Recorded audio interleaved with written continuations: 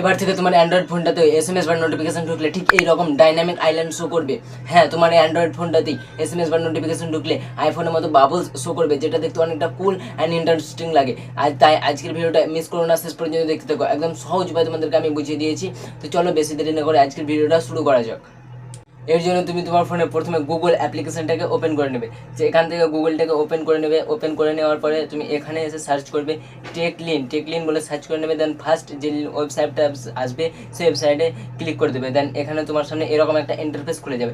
এখানে আসার পর তুমি ওপরে একটা সার্চ বাটন দেখতে হবে, এই বাটনে ক্লিক করে দেবে। দেন এখানে সার্চ করবে এনএফএফ বলে সার্চ করে নেবে।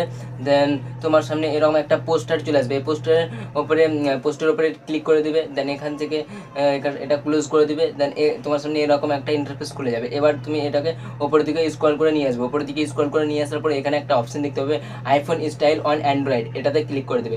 এটাতে ক্লিক করার পরে তোমাকে গুগল প্লে স্টোরে নিয়ে চলে আসবে। দেন এখান থেকে তোমাকে এই অ্যাপ্লিকেশনটাকে ইনস্টল করে নিতে হবে। তো এখানে আমি এই অ্যাপ্লিকেশনটাকে ইনস্টল করে নিচ্ছি। তো দেখো এভাবে অ্যাপ্লিকেশনটাকে ইনস্টল করে নেবে। অ্যাপ্লিকেশনটা বেশি এমবির না, 6 থেকে 7 এমবির মতো অ্যাপ্লিকেশনটা আছে। দেন অ্যাপ্লিকেশনটাকে ইনস্টল করে নেওয়ার পর এখান থেকে ব্যাকে চলে আসবে। দেন ব্যাকে আসার পরে এখান থেকে অ্যাপ্লিকেশনটাকে ওপেন করে নেবে। অ্যাপ্লিকেশনটাকে ওপেন করে নেওয়ার পর তোমার সামনে এরকম একটা ইন্টারফেস খুলে যাবে। এরকম একটা ইন্টারফেস তুমি দেখতে পাবে। তারপরে এখানে চলে আসবে।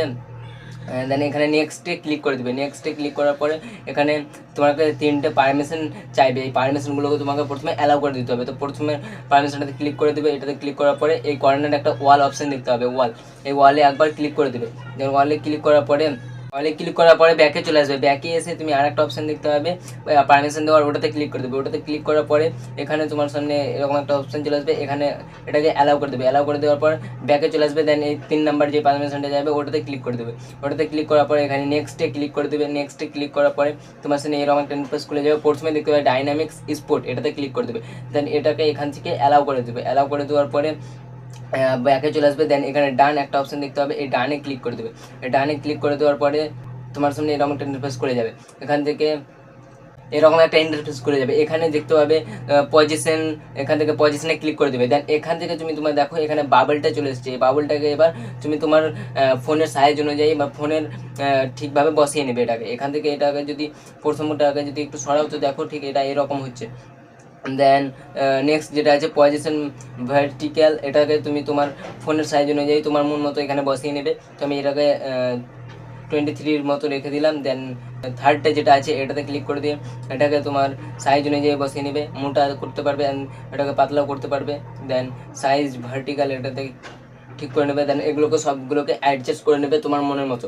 দেন এখান থেকে এগুলোকে অ্যাডজাস্ট করে নেওয়ার পরে তুমি ব্যাকে চলে আসবে। তো এবার থেকে তোমার ফোনে যখনই এসএমএস ঢুকবে তখনই আইফোনের মতো এরকম বাবলস শো করবে।